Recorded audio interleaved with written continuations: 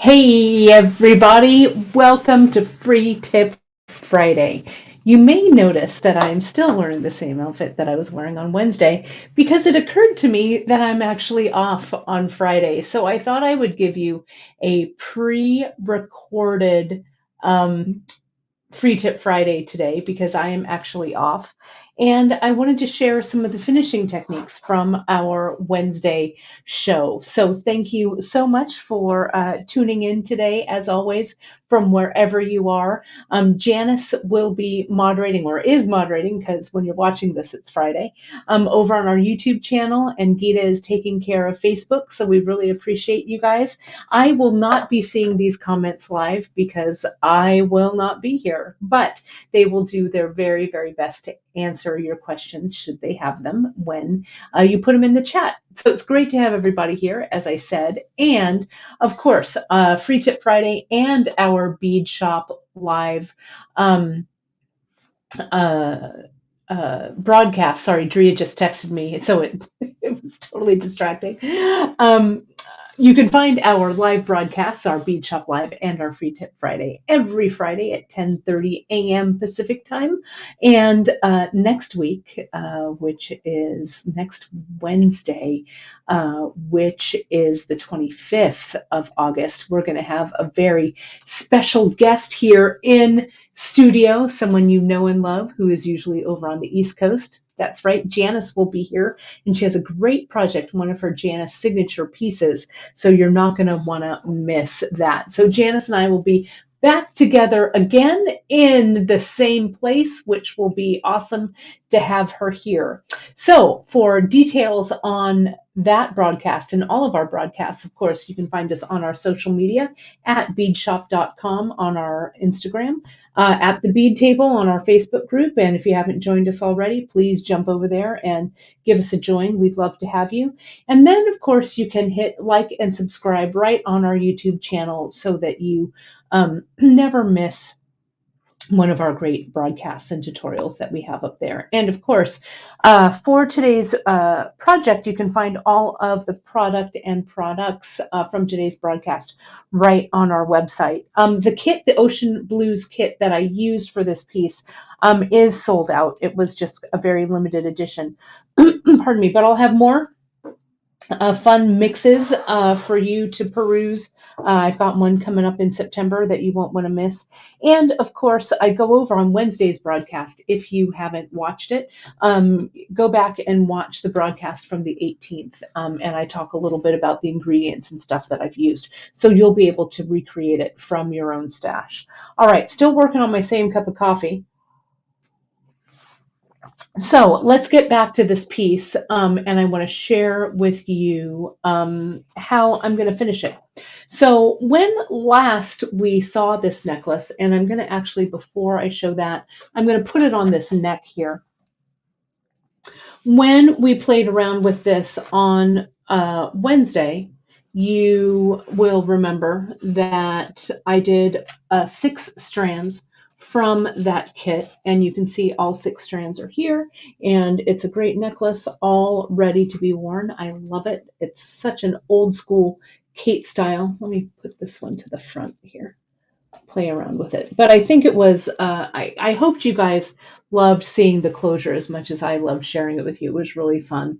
Here on the back of the piece, however, you saw the closure that I made, and I've trimmed the ends of the soft flex. So let me put this right down on my demo, under my demo cam, and let's take a look at it. And I'm going to show you the next steps of how I'm going to kind of embellish this and make it look even more exciting here. So let's take a look. So I've got here, as I said, that closure, and just as a refresher, and watch the Wednesday show for how I did this, but this is strung on soft flex, the 0.014 soft flex, and then those soft flex ends are brought in with this leather, and everything has been silk wrapped with the seal-on, regular seal-on to hold it all together. Okay, and then the soft flex has been crimped underneath here to hold it nice and tight. And then I left these tails because and especially now that my hair is short, I always want the back back of my necklace to look kind of as exciting and intriguing as the front of the necklace does. So I had a mind to kind of leave these tails here to add some embellishment. And so I thought about it, and I thought about the beads that I wanted to use.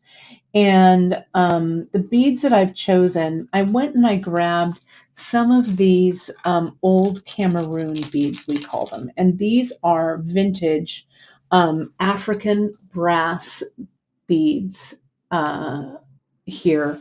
And they're just beautiful. They of course have the patina of the ages on them, and I just love them. And I feel that they really kind of go with the spirit of this necklace for sure.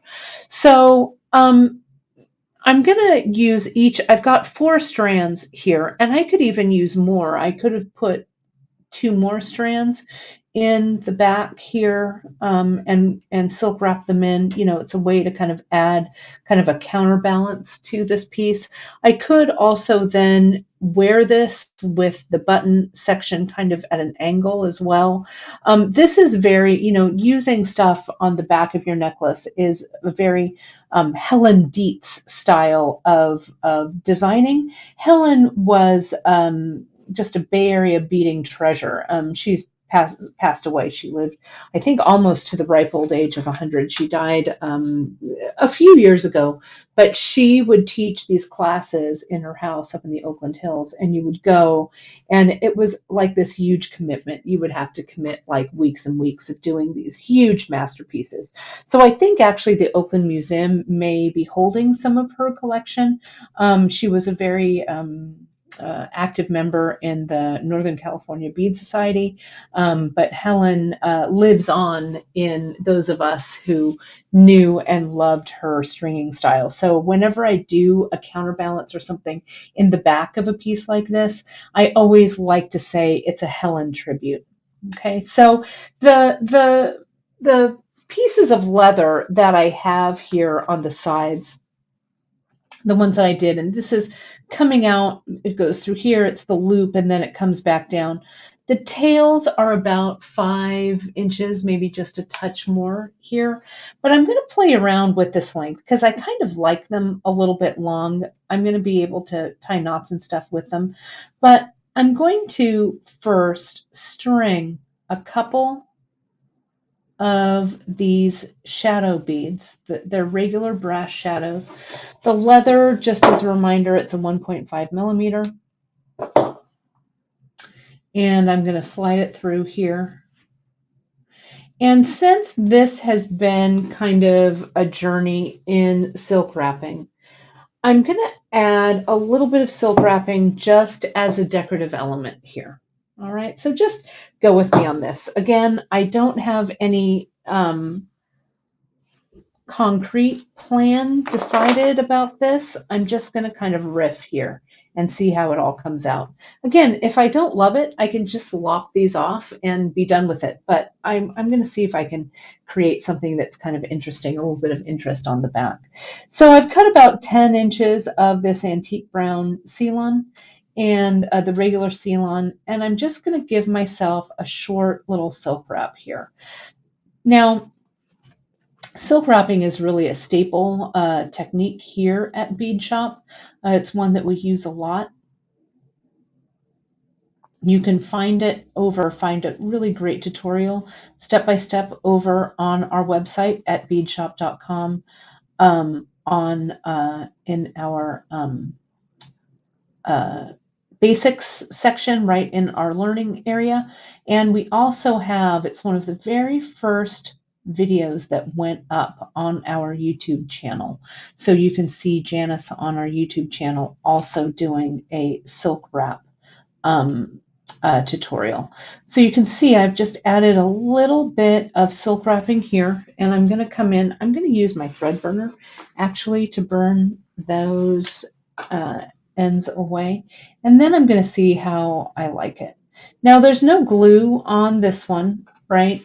I could add just a drop of glue, but the silk wrap is a really tight knot, so I don't think I need to really worry about it too much.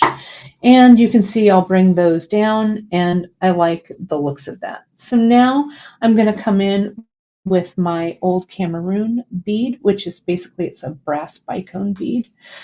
And I'm going to tie a knot. I'm going to do this one here, and I'm going to do that double overhand that I like to do. I go through once, and then I go through twice.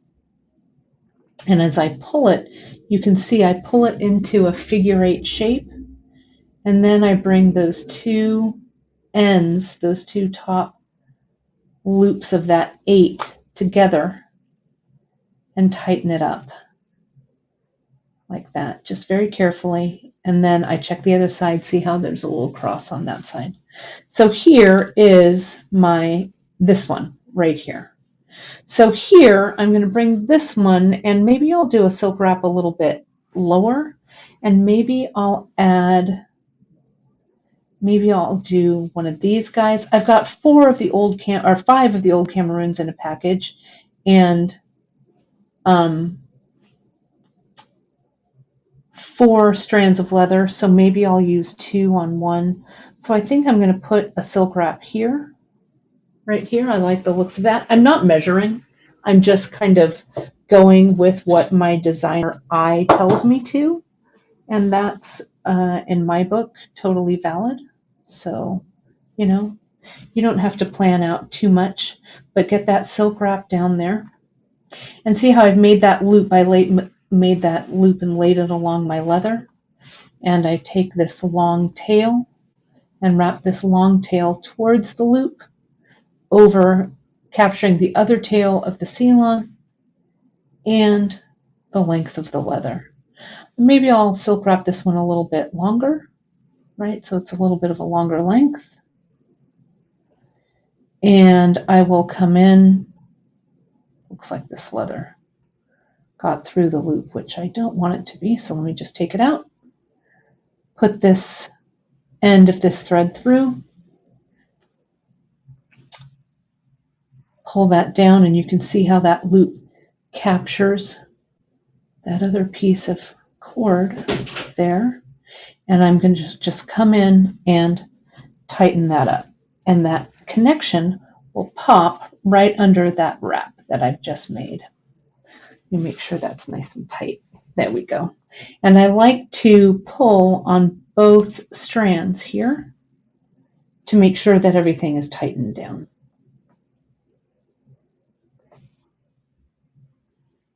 There we go.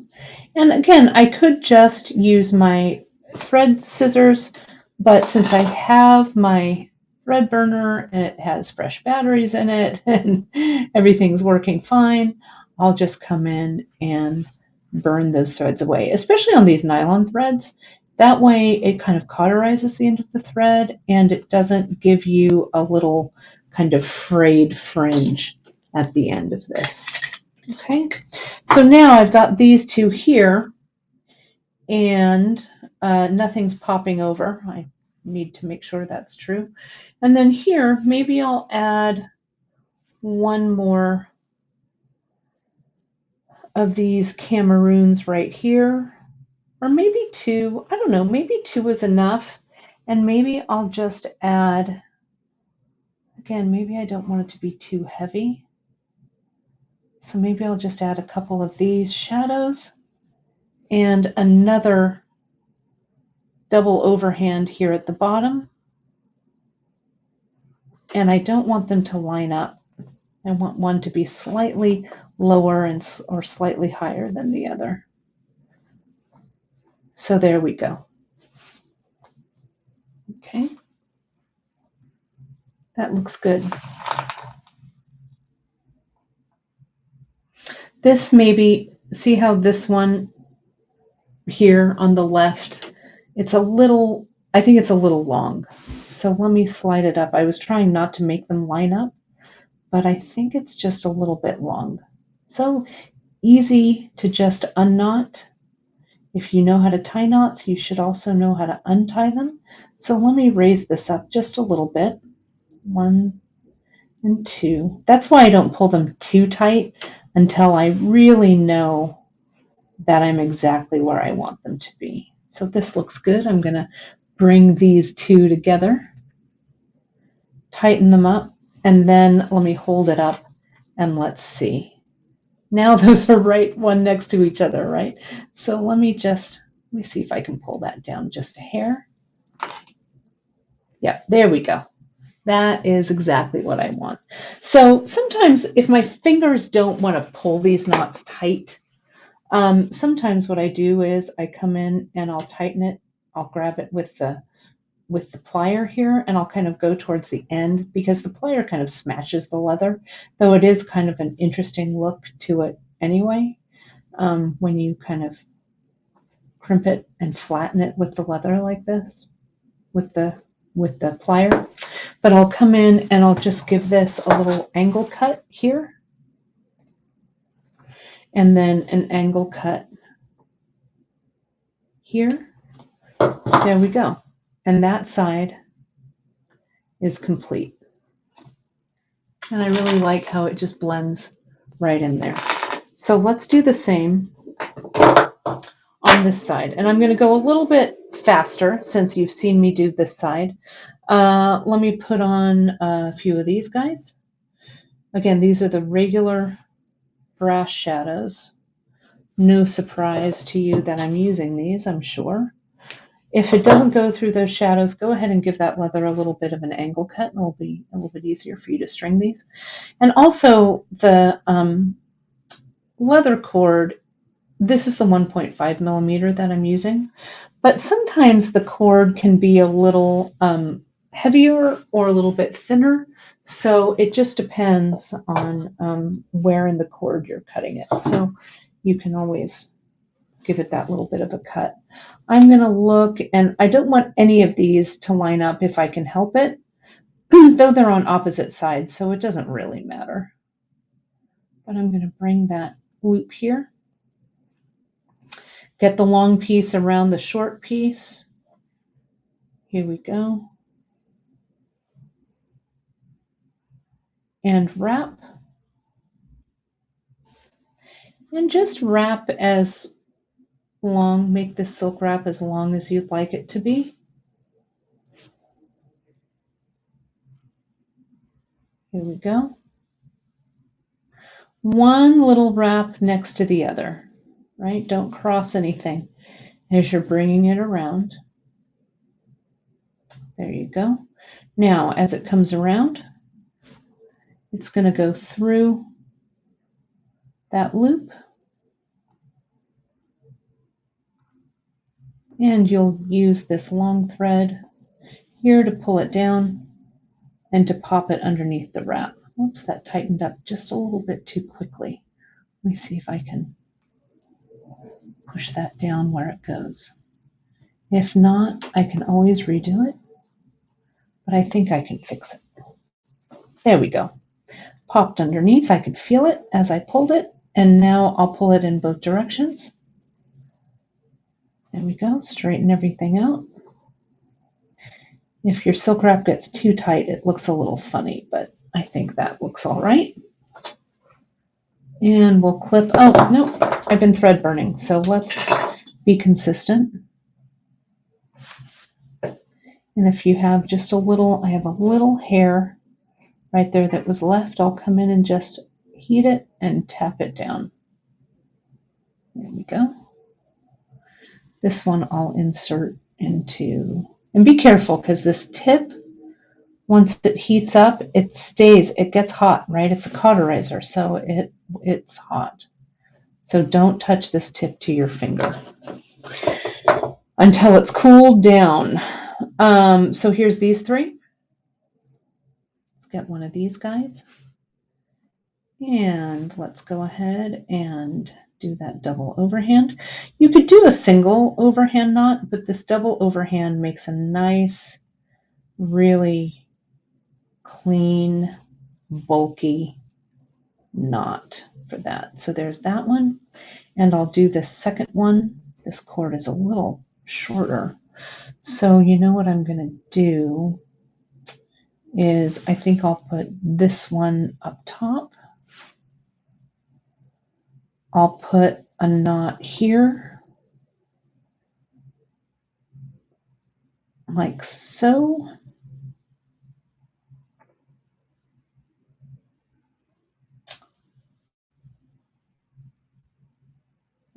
that knot over just a little bit too far, so let me flip it back over this one so it sits right.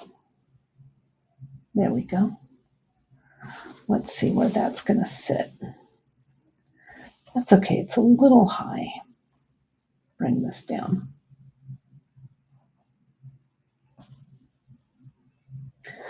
Loosen it up. Let's walk this knot a little bit lower, actually. Right down there. 1 and 2. Tighten it up. Bring the loops of that figure 8 together. There we go. That looks better. That has a little bit more room. Can you see that there? And now for this last one, since I don't have a lot of room for a knot, what I'm going to do is I'm going to add my shadows. Maybe I'll add 3 of them. And I'll just end it with the silk wrap. The silk wrap is also a good ending piece. Not everything has to have a knot, right? I could probably, but it would just be a single. So I'm just going to go ahead and do a little stopper with the silk wrapping. And I think it should be bulky enough that these shadows won't fall over it, but we'll see. If they do, then I'll tie a knot. But I think we'll be in good shape. There we go. Put it through the loop. Pull it down. Pull it through to tighten. Pull them both, and then let's go ahead and get rid of those tails and just double check that everything is going to sit nicely.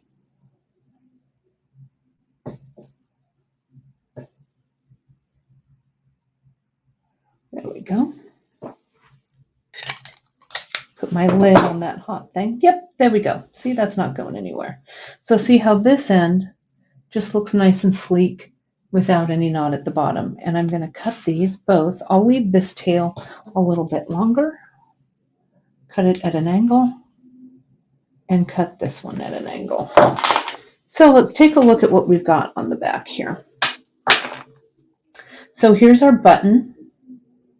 And here's our strands on the back of our piece.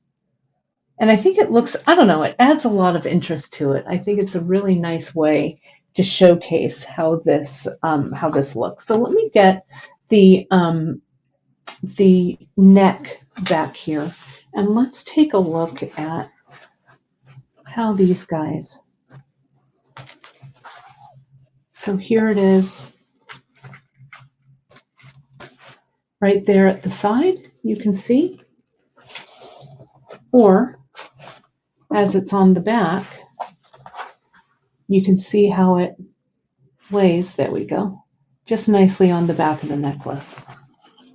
And the length of this piece, I think door to door, let me just measure it real quick so you get an exact measurement, but the strung, yep, it's 20 inches on the nose. The strung strands of these pieces are 18 inches. And then the closure adds that extra 2 inches. And for me, that length is just perfect. And so let's bring that button. See, you can bring that button kind of around to the side. And you can see that there, how that sits. Or you can, again, if you have short hair like me, and you'd have a shirt collar that showed it. But you can see here, I think it looks really terrific on. I think it's a good piece. So, you guys, there it is. The closure is complete. So thank you so much for joining me on this necklace journey. You'll be able to see this. We'll have like the project map and a photo and everything, so you can examine it a little more closely. And next week, as I said, coming up on our Wednesday live broadcast on August 25th, we are going to have our special guest. You guys can probably guess. Janice will be right here, and she is bringing a really fun Janice project with her that is going to be really fun to watch. I also wanted to give a big shout out. My mom's birthday is coming up, so we'll actually. It falls in between this Friday broadcast and next Wednesday's broadcast, but I wanted to give a big shout out and happy birthday to my mom, Gwen. We're going to enjoy celebrating you this weekend. So that's that, everyone. You can find us, of course, on beadshop.com. You can go to our website for all the information on the project and products from today's broadcast right on our website. And of course, you can sign up for our newsletter for all the latest discounts, giveaways, and new products, because we've got some really fun things coming up for you. So thanks again for joining me on this Necklace Odyssey, and I will see you guys on Wednesday with Janice. Thanks so much, everybody. Have a fantastic weekend, and we'll see you soon.